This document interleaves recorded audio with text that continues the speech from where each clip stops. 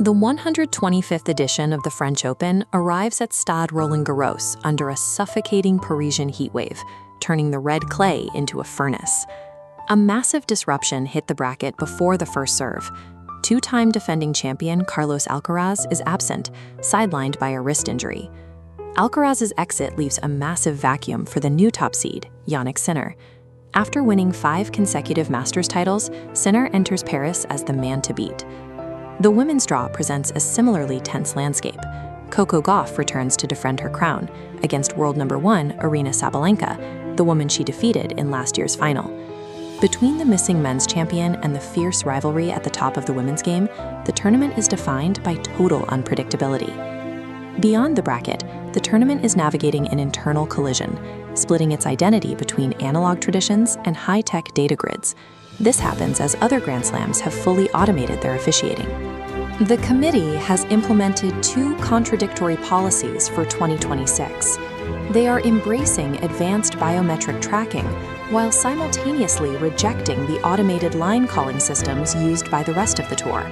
These choices turn the tournament into a live experiment, testing the balance between a sport's soul and its technological future. Under new rules, players are now permitted to wear connected smart devices during actual match play for the first time in Grand Slam history. Devices like Whoop bands now track a player's raw physiology, including live heart rate and respiratory data in the middle of a set. This creates a live tactical map for the coaching box. A coach can now see exactly when a player's heart rate fails to drop during a changeover, signaling a physical wall that used to be invisible to the naked eye. Having this hard data shifts the sport away from a reliance on gut instinct. Teams can now identify fatigue and recovery deficits with mathematical certainty before the player even realizes they are tired.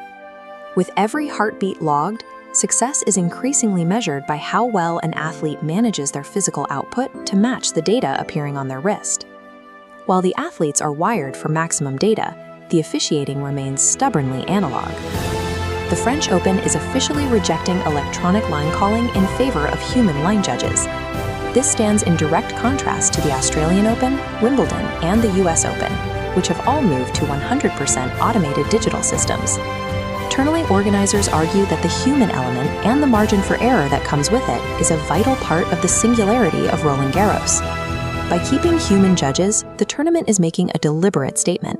They believe the drama of a close call is more valuable than the perfection of a computer. This focus on the human side of the sport extends to the tournament's 2026 tribute schedule, which looks back at the history the data can't capture. On May 26th, the stadium will mark the 70th anniversary of Althea Gibson's 1956 victory. She remains a cornerstone of the sport's history as the first woman of color to win a Grand Slam singles title. The grounds will also see the final appearances of modern staples Caroline Garcia and Stan Wawrinka, with formal on-court retirement ceremonies planned for both.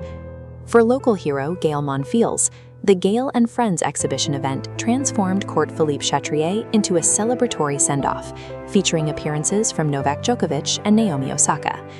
These ceremonies act as an emotional anchor, ensuring that even as the sport modernizes, the people who built its legacy aren't forgotten.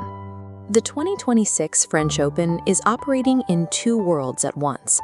It is the most technologically permissive Grand Slam for players, but the most traditional for the rules.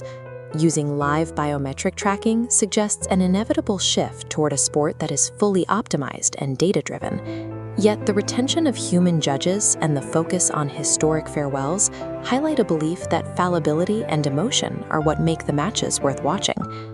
This edition serves as a case study in selective modernization.